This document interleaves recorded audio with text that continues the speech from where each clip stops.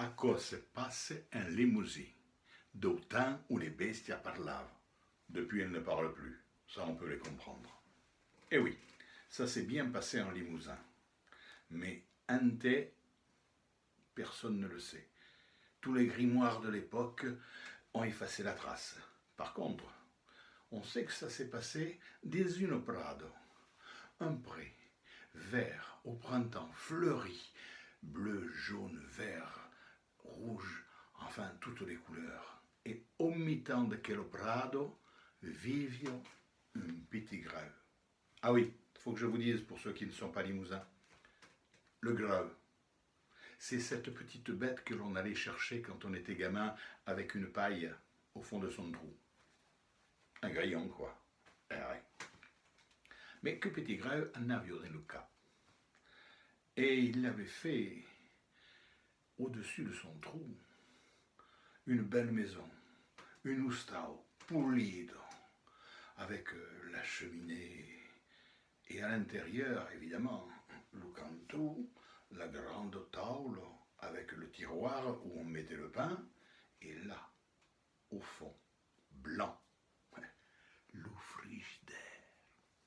Parce qu'il y a l'électricité, et sûr, avec une éolienne cachée dans une fleur de pissenlit. Ah, oh, Hérobiac. Ah, un matin de printemps, là, entre l'éolienne et l'ustao. Ero aquí, tranquillo. L'heure de l'apéro, le verre à portée de main. Un temps son transat, quand tout d'un coup, crac, boum. Eh ouais, à la place de l'ustao, le grand pauto. À la place de l'éolienne, une autre patte. Et au milieu, là-haut, tout là-haut, une grande crinière. Et oui, vous l'avez compris. C'était le lion, le roi des animaux, qui, passant par là, avait écrasé, et oui, tout ce qu'avait fait le grillon. Et notre grillon, son sang n'a fait qu'un tour. Il s'est levé d'un bond et dit « Oh, Amou, t'as vu que t'es fait? Oh, oh, oh, t'entendais ?» Et le lion, il s'est baissé. Il a fini par le voir, le petit greu, là, entre les deux herbes. Il a dit « Mais c'est toi qui fais autant de bruit que ça ?» Eh oh, mais t'as vu que t'es bouillard, même que l'assurance pour des pelles au portable passe pas maintenant. Bon, on va pas faire ça, écoute, t'as un trou, dégage, tu sais qui je suis quand même. Ouais, ça, mais c'est pas une raison. Si on peut pas s'arranger, on va se battre. Il a tellement crié, ça s'entendait dans tout le Limousin. C'est dire. Et notre lion, au bout d'un certain temps, il dit bon, basta, on arrête les frais. Demain matin, on se retrouve sur le pré. À demain. Et il a suivi son chemin.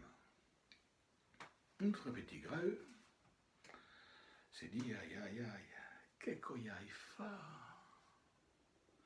Comment je vais faire maintenant? Il faut se battre, c'est vrai, j'étais un peu en colère, mais toujours est-il que, bon, la nuit passe, il a passé une mauvaise nuit, ça je peux vous l'assurer. Au matin, quand le soleil a commencé à sortir de l'horizon, le lion était là, en haut du pré.